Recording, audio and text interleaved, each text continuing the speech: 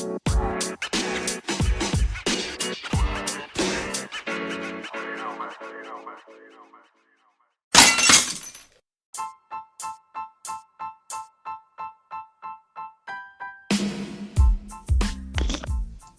to Show on the Go. It's your boy Roscoe Squeeze Off with your boy Rich Blackman. Today, for her inaugural show, we're also going to add Miss Needy Savage. Say hello, Miss Needy Savage. Hello, everyone. Woo! All right, so big welcomes to Miss Needy Savage. And today's show is going to be about the effects of the coronavirus. Not just on the surface, but all around the coronavirus. So, go ahead, Rich, fill them in. All right, so I was thinking last night, right? And I was thinking that, coronavirus everywhere, it's all over the news. Everybody's talking about how many deaths, how many people affected, infected with the coronavirus and how, everything is going about. But nobody's really talking about the other effects that it has on everyday life. Mm-hmm. So I was sitting there thinking, and there's a situation that we're going through. A close friend of mine and everything passed away, and a couple people I know had a couple people pass away here recently in the midst of the coronavirus. And one of the things that's affected by this is the fact of we're not allowed to gather. At first it was 50 people, then it went down to 10 people, and the effect that this has is, what about funerals? Now people are not able to really say the proper goodbyes to their loved ones, to their friends, because of this, how everything is going, and you can't gather in large crowds, And I was just thinking, like, man, people really don't think about the other side of things. I was also reading an article about the YMCA, the Y. And they were talking about how they were asking their members to continue to pay because the CEO says, if none of our members pay and this thing lasts 3 to 5 months, then the Y will go out of business. So they're really relying on these people, who may not be working and may not be receiving a paycheck, or not as much as they normally would get, to have to pay their membership still to keep it open. So it's like a lot of different things that people really don't see on the back end that's going on. I mean, it's crazy. It's definitely a ripple effect. And even I was talking to my cousin the other day, and we were getting upset just about the kids in the schools and how the Black children and underprivileged children are already at a disadvantage. They're already in school at a disadvantage. And now with this, even if all the schools go to doing school online for the rest of the school year, how many of those kids, even with Xfinity or whoever giving free Wi-Fi, like, these kids don't have computers. They may not have access to computers if the libraries are closed. They don't have parents who are going to make them log on for school, so they're going to be even more behind and more disadvantaged, and nobody really cares about them. So what's going to happen after that, 18 months from now, when this all calms down? It's just going to be like, oh, well, so sad. And that's a good point, because also, too, what about the children in the city schools that have learning disabilities? Right. What about the children that, even though Xfinity is giving them free Wi-Fi, what about the kids that don't have access to computers or laptops? Or, right. Let's riddle me this one. What if you're in high school? You're in 12th grade right now. Do you still graduate if we can't do school? Baltimore City Public Schools sent out an email, and they did ensure that the graduating class, they're doing everything that they can do to make sure that the graduating seniors graduate. They're trying to figure out some way with their licensures and internships, and even though they canceled all the SAT tests, so I don't know about what are they going to do with that, but they did say that they're trying to put some things in place to make sure that those graduating seniors do graduate with everything that they need. I don't know how they're going to do it, how you're going to do an internship virtually, but... Right. So their graduating ceremony will be on FaceTime? Probably. Most likely, because my daughter is You're graduating cleaning up this right year. now. Yep, because my daughter's graduating this year, and we haven't heard anything. And we've been emailing the superintendent, we've been emailing the principal and everything, and they're coming back with, we don't have any answers as of right now. Now, I know this problem is probably personal to myself and not everybody, but I am one of those parents that pays for private school for an 11-year-old, and I don't want to pay anymore. That $800 a month right now, I don't want to even pay no more. He ain't going. I pay him to attend online school, because my girlfriend's son goes to private school, and she said they've already reached out and said that school will be online for the rest of the year. And I don't want to pay that. I could do homeschooling for $1,200. I can buy a curriculum for $1,200 for the whole entire year. I don't need to pay $800 a month and pay $8,000 a year is what I pay. I don't need to pay $8,000 a year for I can look at him and have to help him with his curriculum. No, that's not what I want to pay $8,000 a year for. I don't know. I mean, granted, that's a personal problem, and people have far worse problems than that. But if I stop paying, will he not graduate to the next grade now? But see, that is exactly what I'm talking about, as far as being, the back end of things, how people are affected by this whole thing. That, of course, it may not be as serious as people dying or as serious as people being, infected, but, it's like one of those things. The world, right. People are going to lose their businesses. People are going to miss out on education. It's a more serious long-term. I mean, not that death is not long-term, but it's a more serious long-term affecting people in the community and society and the world as a whole, and I'm sure there are people thinking about this and trying to figure it out, but I believe the right people, and are they going to figure it out the right way? Are they just going to figure it out for themselves and the people like them? Or according to the president in all these press conferences, they've said numerous times they're going to help small businesses. They're going to be programs where they're gonna like feed them money. I mean, the same way they're talking about feeding every citizen money, $1,000 to $1,200, something like that. They're going to be feeding businesses money as well, bailing the businesses out, which they have to. Otherwise, the whole economy will collapse. Yeah, the movie industry. They said the movie industry last week only brought in like $300,000 compared to like the millions of dollars that they normally bring in. The airplane industry is almost non-existent now. You went from full planes everywhere to nobody. They actually. I was looking at it. I was supposed to go to Disney World for spring break. We were looking at a flight, and we knew something was. And it was like $80 a person to go down, and it was like $6 to come back. Literally, like we were gonna. Right. Of course, I didn't book it because Disney World ended up closing. But still, I've been many a times, and it's definitely very, very cheap. Yeah, that's like Enterprise, the rental car company. Every Enterprise that I've passed in the last few days has been a full lot. Like all of their cars are on a lot because nobody's renting cars. So just imagine the things Rich, I meant to tell you that. I looked it up. Yesterday because we discussed that, and I looked it up. And it's still pretty high in my opinion. I saw in a compact vehicle, it was going to be like $205. I thought it'd be even cheaper than that for that was just for a week. I thought it'd be cheaper than that, So they belt ain't tight, ain't too tight yet because they ain't lowered the prices down super yet. Right. I bet you could definitely negotiate what car you want. Yeah. Oh yeah, definitely. You can get a free upgrade. Like I'm renting this Porsche. For just because. That's true. I ain't even going nowhere. Right. I'm gonna rent this Porsche and park it out front. Right. Take some pictures. Quarantine. Right. Listen, what do you think about the people hoarding stuff? I mean, I think they're forcing you to do it. Now, I know that sounds crazy, but when I see Lysol or whatever, I just buy it. And the reason why is I feel like I know the markets are going to stay open. It's a necessary supply, so they have to keep it open. And so they should get more in, but I just keep buying it. I can't help myself. I see other people buying it, and it makes me buy it too. I feel like I can't control myself. People that think like you need to practice self-control because you are the reason why there is none. You are the reason why people got to drive to Georgia to get toilet paper now.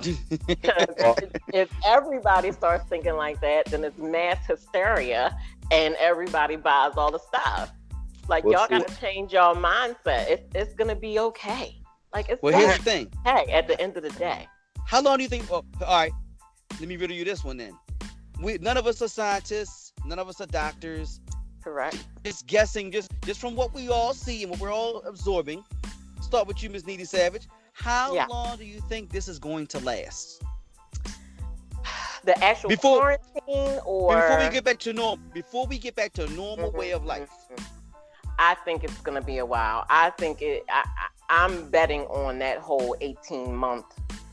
It's definitely going to be longer than a year before we get back to a normal way of life. Yes, absolutely. The kids are not going back to school this school year. Summer is just going to be, because they're saying like, oh, wait till the weather gets warm. When it hits 80 degrees, it'll simmer down. No, because it's now 11 cases in my second home, Jamaica. Like, so, and it's always over 80 degrees there. So that theory is out the window. They don't know. It wasn't airborne. Now, you can get it even if you're further than 6 feet, even if you walk through a space that somebody sneezed in 3 hours ago. So it's like nobody knows anything about this thing at this point. It's like, if you get it, just report it so we can increase our numbers, but we can't help you. You just gonna have to ride it out. Right. And that is the scary thing, because like the people that do have these underlying conditions that didn't know it, and so they don't even know how it's affecting what condition, and you just like taking a chance. Like, I just had a conversation that I've been avoiding having with my mother yesterday about where her stuff is. Her, my grandmother, my father's file cabinets and important documents, and she's like, do you have your stuff written down? I'm like, nope. So I don't know. Y'all gonna have to make it up as y'all go. But it's crazy. Like, it's definitely going to be longer than a year, and before there's any kind of normalcy. If we even get back to a normalcy, I feel like at this point there's going to be a new normal, and that's what it's going to be. What you think, Rich? Well, I got to back it up for 1 second, because I have to say something about the hoarding stuff real quick. I'm not even going to lie. I got mixed feelings about that, because I'm actually going to hit Roscoe's house later to get some disinfectant. So, cause my man got plenty. So, I'm not even going to lie. Y'all need disinfectant. I'll give y'all the address later. You know what I mean? So, I can't really speak on that. But as far as how long it's going to last and how long before we get back to whatever normal is, I agree. I agree with Needy Savage, because where we're going right now is like uncharted territory. Like, we've never been in this. Well, we have, never been in a situation like this. So it's like going to just change the way the world moves, the way the world works. I threw something out there last night. I don't know if you guys saw, but just imagine if this would have happened around the holidays, around Christmas time. You know what I mean? Could you imagine that? You know what I mean? So it's kind of like, these are the things that the people in position are going to have to think about the next situation like this, how we can get through and how to avoid. So I think it would never be the normal that we were used to ever again. Well, here's what I think. I think, first of all, if it happened around Christmas time, I guess it wouldn't be that bad, because then you ain't really got to buy nothing for nobody, and they'll understand. So maybe the kids might not understand, but you can save a lot of money that way. Now, as far as how long this will last, I'm thinking 18 months, but it's a big key caveat to the whole thing. It all depends if they come up with a cure. Now, we know the medical world does not cure anything. They haven't cured anything since polio. They'll give you a pill to stay alive on it for the rest of your life and live with anything. But because of the inconvenience on everybody's life, including the people who are working on this, they may want to get back to normal life. So they may actually come up with a cure. And if they come up with a cure that's a pill, that's a shot, and then you don't have it anymore, kind of like how they did polio, polio was the epidemic of its time that was killing people and infecting people everywhere. They came up with a cure, and within a month, it was all gone. Like it never happened, and everybody went back to normal life. So I'm thinking if we get a cure, everything will go back to normal life immediately. It all depends on if we get a cure or not. If no cure, 18 months, 2 years, because you can't send kids back to school until you know they're going to be safe. If you're a leader, you can't put people in a position where they're going to be killing children or infecting kids. So the only way to do that is if to know for a fact that kids will not be sick. Yeah, or will they just sit back and not come up with a cure, but come up with a like you said, something to give it away. Big Pharma. Yeah, you know what I mean? If they don't come up with a cure, Big Pharma is going to clean up. And that's what Big Pharma is all about. Making money off of people's illnesses and people's fears. And, oh my goodness. A drink you drink every day for the rest of your life to keep you from getting it. You got to keep buying it every day for the rest of your life. And they're going to have to do something, because even if they make it like a vaccine, there's so many people out here who still don't let their children get vaccinated, you know? So it has to be something that everybody is going to do, because it's still going to be exposure and it's still going to be a threat if not everyone is getting the vaccine. Mandatory. If it's a vaccine, it's mandatory, or you go to jail, or we quarantine you. We put you in a Superdome stadium somewhere, and you stay there. You can't go home. Listen, did you hear about the case? The guy was, oh my goodness, I think I sent it to you, Rich. I may have sent it to both of you, Needy Savage as well. But it was a guy, I can't remember where he was at off the top of my head, but he was in a hospital, Tennessee, I think it was. He was in a hospital. They deemed that he had, they found he had coronavirus. He left on his own. He snuck out of the hospital. Do you know they put sheriffs around his house? This guy cannot come out of his house now? Yeah, I saw that. They will not let him out of his house because you're a danger to everyone else. Right. So anyone who will not take anyone who will not take a virus for this, if they find a virus killer for this, and you will not take it, they need to do something to you to hold you against your will so you don't infect the rest of us. Yes. Yeah, you're all about that. Yeah, you know the world, especially United States, is all about disposing of threats. So yeah. Hey, I'm gonna throw this out there right now. We are doing this for our fans that don't know. We don't do this in front of each other. We have remote locations, undisclosed for me right now because I'm in quarantine. But I heard a little cough there, and you're laughing there, Rich. Right. No, that was I would have sprayed my Lysol right there.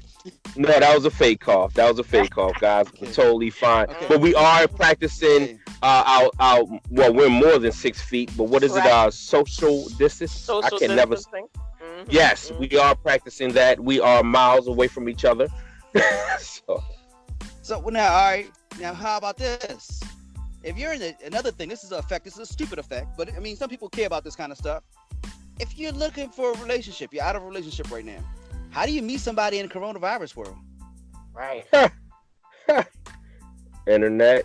I mean, How do you hug somebody right now? How do you kiss and that's what I'm missing. Not necessarily because I don't know how to meet somebody in the non-coronavirus world, clearly, because I've been single for a while.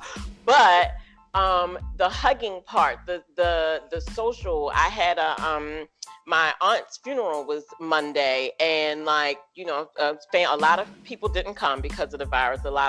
She was 87, so a lot of the people that would have come are in that high risk population. So, but the people that did come in the family that I haven't seen, in a while, in a few months, and it was just like, okay, are we hugging or are we elbowing? And I'm like, I'm an empath. Like, I receive energy from touch. I have to hug. Like, you are my family. I need that love. We had a funeral, so I'm hugging.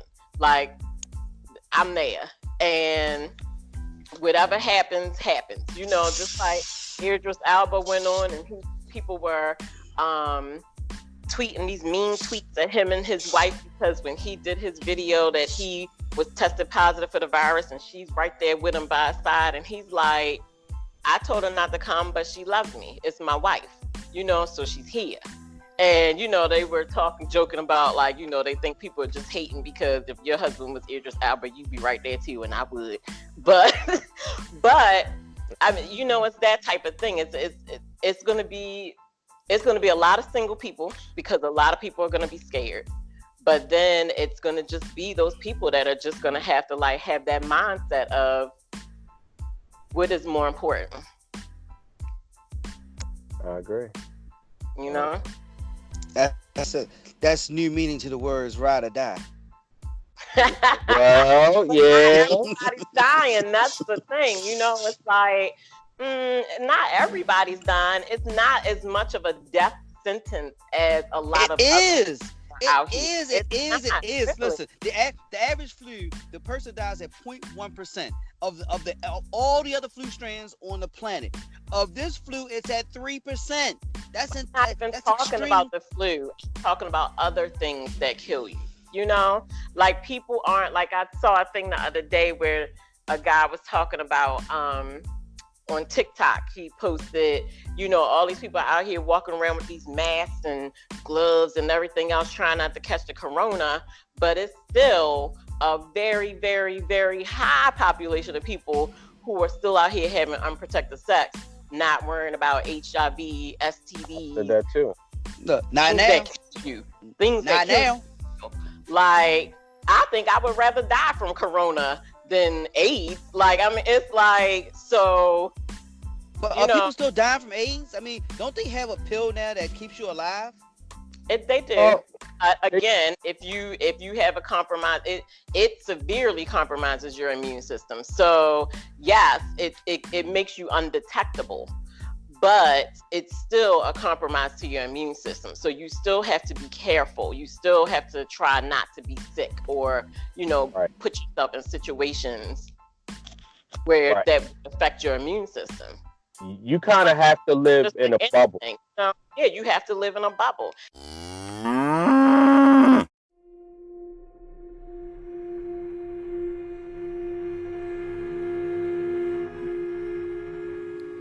Have you ever thought about starting your own podcast? When we were trying to get this podcast off the ground, we had a lot of questions. How do we record an episode?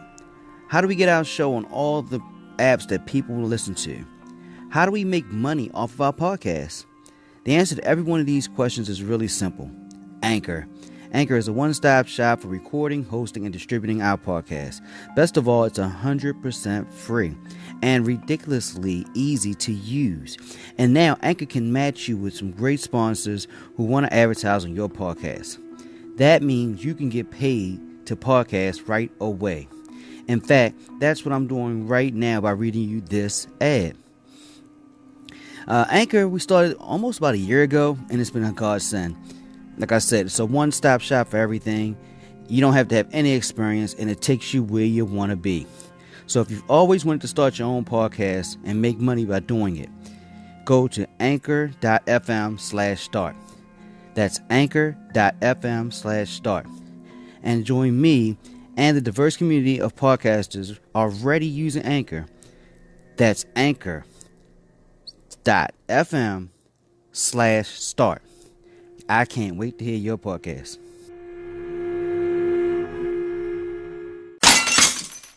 And that is the thing about this coronavirus, is that it does make it riskier for those people. Like if you have cancer, and even if you're in remission, because of the treatment that you've done, your immune system is forever compromised, so those people now have to be even more careful if they never find a cure for corona. Mm-hmm. So it is going to be a new normal. It is definitely. And so the thought that just came while you all were talking earlier was, I feel like this is a time where it would be good to talk to those people over the phone or do video, the people that are in their 80s, 70s, 80s, 90s, if you know any. Talk to them about when all these other things were happening, because they've seen this before. They haven't seen corona, but they've lived through situations before. They've lived through polio. How was life? How was the world before polio, and what was the new normal? Because we're living in a new normal. It wasn't new to us. It's normal to us, but it's a new normal to a lot of other people. You know, they've had stuff, cholera. Like, it's been viruses that have taken out a lot of people. What's the difference? What's the difference now? The difference is travel. You know, they always say, what happened to the ancient Egypt people? What happened to the Micas and the Incas? They all died off. Probably was viruses back then because, you know. Yeah, absolutely. But now people travel. So when it's a virus somewhere in Wu-Tang, China, that person hops on a plane and takes it somewhere else. And then those people that they infect hop on a plane and take it somewhere else. You know, back in the day when you got infected, the last pandemic that infected 2% of the world, that killed 2% of the world's population, was the Spanish flu, and that was in 1920. The last pandemic before that was in 1820, and the last pandemic before that was in 1720. So every 100 years is a pandemic. Yeah. Right on the 20th of that year, of that century. I don't know why that happens, but I doubt it was somebody increasing. So it's also relative. You have to think about it that way too. And so what I find a lot of times is political people of power, you know, all those people, they throw out these statistics all the time, but they fail to put it in the perspective of it's relative based on the population, because it's a let's instill fear in people, you know. But back then it wasn't as many people. Back in the Egyptian times, you know, when they weren't traveling, it also wasn't as many people. So it could have been the same effect with a smaller population. You know what I'm saying? Right. As things progress, yes, it's going to be like, oh, this is going to reach more people because we can fly here and fly there. But before, it wasn't nowhere to fly. I mean, you could fly there, but it wasn't no people there. So the effect wouldn't have been the same. So it's also all relative. Well, you know, travel was mostly done by boat and long travels by walking. So it took you 2 months. You know, back in the day, if somebody moved from New York to Kansas City, it took them 3 months. You know what I'm saying? So by then, it was over. You know, certain areas just killed it off, and then boom, you get there, people dead, and it's over. But those nowadays, like I said, you could be in China today, and then later on in the very same, you know, within 24 hours, you could be in Australia. Within 24 hours, you could be in Russia. 24 hours, you could be in America. You know what I'm saying? I think that changes everything. That's why they have to shut down the airlines, because you can't let these people keep moving this stuff around. Right. But what other effects? You know, we just stick to our show topic. What other effects are going on? You know, besides the small businesses. Listen, I'm still waiting on I'm hoping I can somehow qualify for this $1,000, because I got plans for that. Hey, I could use $1,000. Hey, look, man, I'm trying to tell you, I love what they're trying to do. Let's just hope that everybody doesn't get sick in the office that's supposed to send them checks out. Right. Look, one of the best things I seen on Facebook was a dude standing in front of the White House. He said, "Y'all ain't got to mail it. I come pick it up." Right. That's real. That's rereal. That is real. This will be a gathering of more than 2 people, though, because everyone will be there. That's right. That is correct. Listen, they be fluctuating this cutoff. They talking about 85,000. They said 65,000. Like they haven't come to terms with this cutoff. I'm telling you, if I just miss this cutoff, man, I'll be hurt. I'm emotionally hurt, man. Yeah, it's. And hold up, do you gotta work? Do you have somebody put on Facebook? You have to work. You have to be an employed person to get there. Is that true? Now, that should not be true, because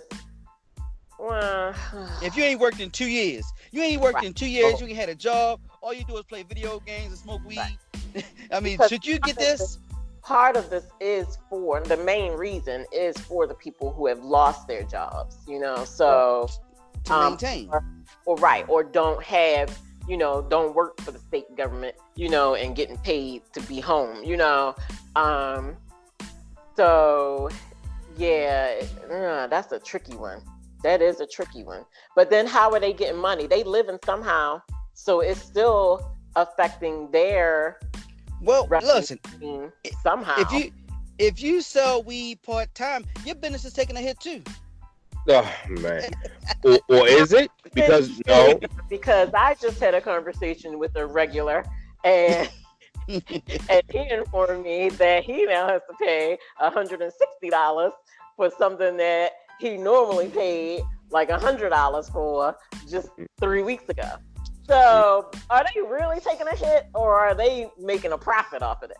No, definitely a profit. But you know what they're saying about the $1,000? I did read this somewhere that they're saying that as long as you work and paid taxes the last year, as long as you are able to file your taxes for last year, you qualify. You're eligible.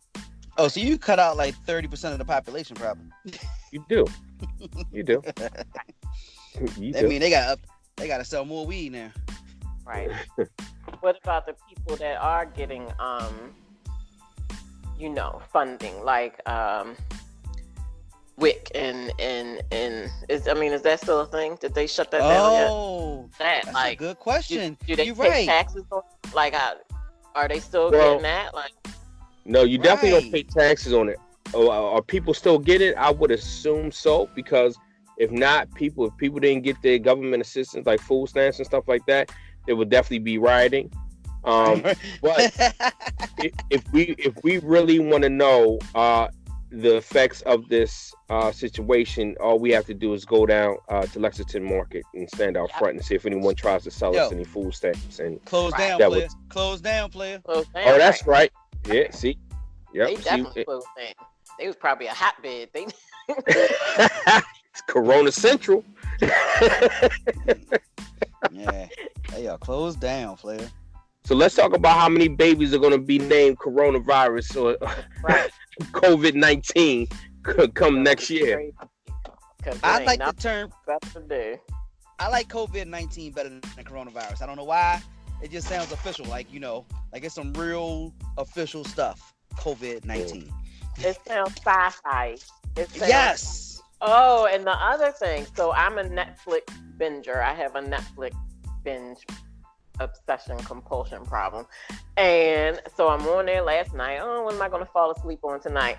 And I feel like they have found every pandemic, 93 days, zombie apocalypse movie ever made, and now they're all out there on Netflix. Like, and what is that? Like, why are y'all doing that? To make people even more scared? Like, I kind of feel some kind of way about that. Like, maybe we shouldn't even be showing those movies because people are already like panicking, and then when they do stuff like that, a lot of people don't realize how TV and social media and all that kind of stuff subliminally affects your thought process. Well, I'm glad you brought that up, Miss Savage, because let's go one further with Netflix. I don't know if you saw this or not, Rich, but it was a thing. I think you might even sent it to me, Rich, where they were talking about all the people on Netflix may crash the internet. Yeah. In Europe, they asked them to slow down their streaming speed so that it wouldn't crash in Europe. It wouldn't crash because what else you gonna do? You in the house, you watching Netflix, like you on the internet. Period. Internet goes down. What are we doing? What are we doing? What are we doing? Like we lived back in 1975, 80, before the World Wide Web. Heaven forbid. Like, suicide rate may go up. I don't know what I would do, man. Because kids are going to lose their mind because that's all they know. Yeah. I told my daughter the other day, go read a book or do a puzzle. She looked at me like I had 10 heads. A book or do a puzzle. It's even worse than that because now you can't even educate the kids at home. Right. Yeah. You can't do any banking. I'm going to go to my parents' house and get my encyclopedias. How would you do online banking? How would you pay bills? How would you do anything without... We are so dependent on the internet. If the internet crashes, that changes your whole world as much as the coronavirus is changing the world. Yeah. Listen, I'm not even going to lie. Somebody had mentioned that the other day, and I went and pulled some cash out the bank just in case. Oh, I did. I'm not even going to lie. We did it last week. Yeah. Mm-hmm. I haven't done that. I haven't. And then it caught me though, because a lot of places that were still open were only using cards because they didn't want to touch cash. And I was like, daggone it. Well, yeah, you gotta you have to worry about looting and stuff like that. When people start being stuck in the house, you got to worry about people looting. Yeah. All I know is cash get me through, because if it's a situation where I have to barter my way out of this thing, I'll have some cash. Man, I'm going to use my Lysol for bartering. Right. It's going to be, cash might become irrelevant at some point. I got wipes. I got Lysol wipes. Right. I got Lysol. I'm prepared. I have what you need. I know my worth. To go back to a time that we don't know nothing about, and that's what's scary for a lot of people. Like, you know, it's like Keyshia Cole posted something, and I read an article about it because I'm not on social media, but she was saying, what she said was, what if this virus is an ally in our evolution, and our remembrance of what it means to be connected, humane, living a simpler life, to be less impactful, more kind to our environment. And a lot of people, you know, people felt different ways about it, because people are like, yeah, but what if I lost my job? You know, all that's well and good, but what if I don't have a job now because of it, and you know, other things like that. But, and I can see both sides, because I often feel like I get overwhelmed by this first worldness and, you know, entitlement of America, and like this happening, it's affecting a lot of people mentally, and because they are so used to go and everything being so easily accessible and all of that kind of stuff, and it's like slowing everybody down. Like, y'all just sit back, enjoy your family, be in the house. You don't have to go somewhere, you know, learn how to do things without technology and all of this other, live a simpler life. Right. And that's making people panic, and that might be our new normal. Like, maybe the world could not take it. Maybe the world is feeling like I'm feeling, overwhelmed, and this is setting the clock back some, because we need it. Well, I mean, at the expense of lives, though, like at the expense of lives, but casualty of war, baby. I mean, all change comes at the expense of lives. Yeah. All growth comes at the expense of lives. This world grew and became what it was at the expense of lives. Yeah, what's the lady that they used her cells from Johns Hopkins? Exactly. A lot has come from her, you know. So, casualty of war, unfortunately. Wow, that's I mean, it's true. It has some truth to that. It could be that, but here's the thing: is if a cure comes out tomorrow, don't we just go right back to normal? Hopefully people will have learned. I'm hoping, and I have faith in my humans a little bit, not 100% faith, but that this will make a lot of people change their thinking and their way of life a little, you know. Hopefully it will put things into perspective for a lot of people, enough people that it will make a difference. It don't have to be everybody, but if it's enough people to make a difference, then that would be, it would be a good thing. Well, let me say, I saw this post. It said, coronavirus got y'all ass together. No club. Y'all at home with your kids. Dudes at home with their girl. Flights only $20. EBT is being used and not sold. Bills are getting pushed back. $1,000 checks are getting mailed. Drove down to the avenue, only seen one hoe with a bonnet. Mm-hmm. I'm proud of y'all. Y'all done fucked around and made America great again. That's the post. Yeah. I don't know if I would exactly put it that way, but I get it. Probably just would have did it a little differently. Real quick before we get out of here, I don't know if you guys saw this one.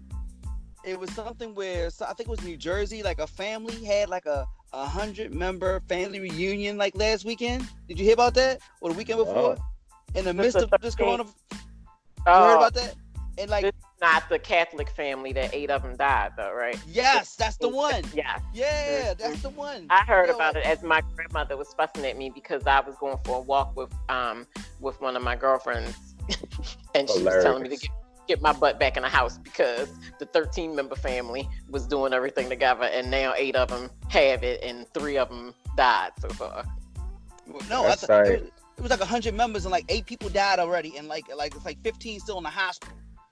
Because they had like 100-member family reunion in the midst, like they thought they'd be fine, and now like the oldest person died, and like 3 of her kids died, and then some of their kids died, and then a lot of them are sick, like all because all I can say is that's a hell of a lesson to learn. See, casualty of war. Yeah. See, you don't listen. If you don't listen, expect consequences, man. My mother always had this phrase: if you don't listen, you're gonna fail. Yep, that's true. Yep. Wow. And sometimes for people, that's the only way they learn. Those people that gotta touch the burners on the stove when mommy said don't touch it, and now you got blisters on all your fingers. You gonna learn today. You done learned that. So right. It's kind of like when I ran my finger across that razor in the shower.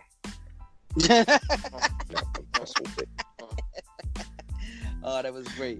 Well, Miss Keyshia Savage, it is a joy and so welcome to have you with us now. Yes, thank you. Thank this was you, amazing. Guys. Love your perspective. Love your name, Needy Savage. Needy Savage. Needy Savage. I feel like you said it 3 times. Something good may happen. Something good might happen. You never know. Look, everybody out there, be safe until next time. It's your boy. Wait a minute, hold on. Oh, hold my on. bad. I'm sorry. I just got one thing to say. Again, with all of this stuff going on out there, I said it the last show, and I'm gonna say it again. Love each other, love on each other. Well, the ones in your house, if you're not, you know what I mean. Tell everybody that you love them today. As you're listening to this, when you stop this podcast, you send out a text, you pick up that phone, make sure that everyone in your circle knows that you love them, because life is short. Absolutely. And I think we all want to dedicate this show to one Anton Christopher Cole. Man, one of the best people out here, great father, great friend. Oh, you make me cry. I know. I went 24 hours without crying. I had to do it though, baby. I had to do it. Just one of the greatest people to ever walk the face of this earth, man. And we just want to let you know that we love you. We lift your name up, and man, we appreciate you and everything that you've done, everything that you showed us. And rest in heaven. And we're gonna make sure that we're gonna look out for your family here. And thank you again, man, and one love. Yep. Definitely. Well, everybody be safe out there. Keep it safe. Keep your social distancing. Use your Lysol judiciously. And once again, it's your boy Roscoe Squeeze Off with Rich Black Men and Savage. Okay. Until next time, everybody. Peace.